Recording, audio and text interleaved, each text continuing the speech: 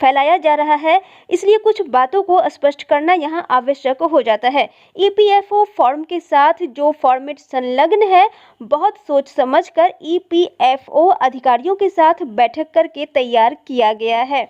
ये जानकारी जिला कार्यक्रम पदाधिकारी ने दी है। जब उनसे संघ वालों ने इस बारे में सारी बात पूछना शुरू की तो उन्होंने ये सारी बातें स्पष्ट की है। उन्होंने बताया कि ये जो फॉर्मेट है, ये ईपीएफ अधिकारियों के द्वारा बहुत सोच समझकर तैयार किया गया है। वही जानकारी मांगी जा रही है जो यूएएन जनरेशन के लिए आवश्यक है। उन्होंने ये भी कहा है कि एक बार यूएएन आवंटन होने के बाद शिक्षक स्वयं भी अपना नॉमिनी पोर्टल पर जाकर के नॉमिनेट कर सकते हैं या बाद में बदल भी सकते हैं। अर्थात अभी शिक्षकों को नॉमिनी का जो पोर्टल है, नॉमिनी का जो नाम है, वो भरने की आवश्यकता नहीं है। ये फॉर्म सिर्फ और सिर्फ यूएएन जनरेशन के लिए हो रहा है। अर्थात सभी शिक्षकों का यूनिवर्सल अकाउंट नंबर तैयार होगा। यही नंबर तैयार करने के लिए शिक्षकों को रजिस्ट्रेशन करवाना पहले अनिवार्य है, जिसके लिए ये फॉर्म भराया जा रहा है। अगर एक बार ये नंबर आपको मिल जाता है तो आप इसके बाद खुद ही अपनी नॉमिनी बदल सकते हैं या फिर बना सकते हैं। पोर्टल पर जाकर के आप सारे काम कर सकते हैं। इसके बाद उन्होंने ये भी बताया कि date of joining EPFO form पर स्पष्ट लिखा हुआ है। इसमें किन्हीं को अपना ज्वाइनिंग डेट लिखना है तो लिखे, उससे कोई फर्क नहीं पड़ता है। लेकिन पोर्टल पर सिर्फ और सिर्फ एंट्री 1/9/2020 ही होगा। अर्थात सरकार ने पहले से पोर्टल को इस तरह से तैयार कर रखा है कि उसमें एंट्री सिर्फ और सिर्फ 1/9/2020 की ही होगी। आप अपना कोई भी ज्वाइनिंग डेट लिखें, उसमें उसकी एंट्री नहीं होगी। इससे कोई फर्क नहीं पड़ता है कि आप फॉर्म में अपना ज्वाइनिंग डेट क्या लिख रहे हैं। अगर एंट्री होती है पोर्टल पर तो सिर्फ और सिर्फ 1/9/2020 की ही होगी। ये बात पहले से तय है, ये पोर्टल पर पहले से फिक्स कर दिया गया है। ठीक ऐसा ही आपके मूल वेतन के साथ भी किया गया है। आपका मूल वेतन अगर 15,000 से अधिक है तो आप अपने वर्तमान बेसिक को डालें। अर्थात आप अपना 15,000 से मूल वेतन ज़्यादा भी लिख सकते हैं और 15,000 भी लिख सकते हैं, लेकिन पोर्टल पर एंट्री सिर्फ और सिर्फ 15,000 की ही होगी।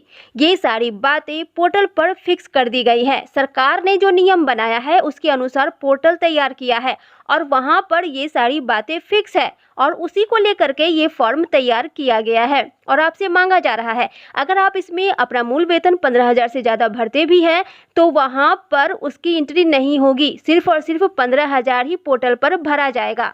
ये सारी बातें जिला कार्यक्रम पदाधिकारी प्रफुल्ल कुमार मिश्र ने स्पष्ट कर दी है। इसके अलावा उन्होंने बताया कि बिहार सरकार का जो अंशदान है, जो अपना हिस्सा बिहार सरकार देगी शिक्षकों को, वो 15,000 पर 12% होगा।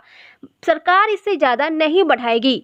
अगर शिक्षक अपना अपना हिस्सा बढ़ा सकते हैं 12% से अधिक तो आप बढ़ा सकते हैं, लेकिन ये बाद की प्रक्रिया है। अगर आपका एक बार यूनिवर्सल अकाउंट नंबर तैयार हो जाता है तो बाद में आप इसे और ज़्यादा बढ़ा सकते हैं, अर्थात आप अपना हिस्सा बढ़ा सकते हैं और वेतन से ज़्यादा पैसा ईपीएफ के लिए कटा सकते हैं। लेकिन ये बात हमेशा याद रखें कि सरकार 15,000 का ही 12% आपको देगी। सरकार किसी भी तरह का ज़्यादा फायदा आपको नहीं दे रही है। अगर आप कटाना चाहते हैं तो आप कटा सकते हैं। आप अपने वेतन से ईपीएफ के लिए पैसा कटाने के लिए पूरी तरह से आज़ाद हैं।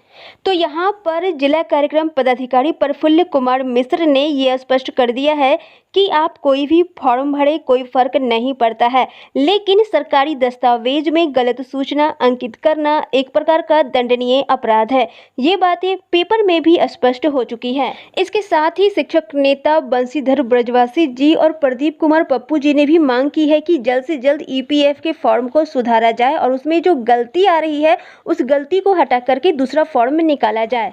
लेकिन यहाँ पर अगर सभी शिक्षक दूसरा फॉर्म भर भी देते हैं तो सभी शिक्षकों की स्थिति वैसी ही होगी जैसी सरकार चाहती है, क्योंकि पोर्टल पर सरकार ने सभी चीज़ों को अंकित कर दिया है। हम फॉर्म में कुछ भी भरे उससे कोई फर्क नहीं पड़ रहा है।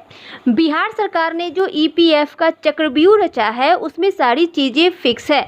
यहाँ पर अगर हम कुछ बदलाव कर भी देते हैं तो पोर्टल पर फिलहाल कुछ नहीं बदलता है, सारी चीज़ें पहले से ही सरकार ने तय कर रखी है। लेकिन यहाँ पर सभी शिक्षक संघों का कहना है कि पोर्टल पर कुछ भी एंट्री हो, इससे कोई फर्क नहीं पड़ता है। सभी शिक्षक सही फॉर्म भरेंगे, अपनी सही ज्वाइनिंग तिथि डालेंगे और अपना मूल वेतन सही डालेंगे।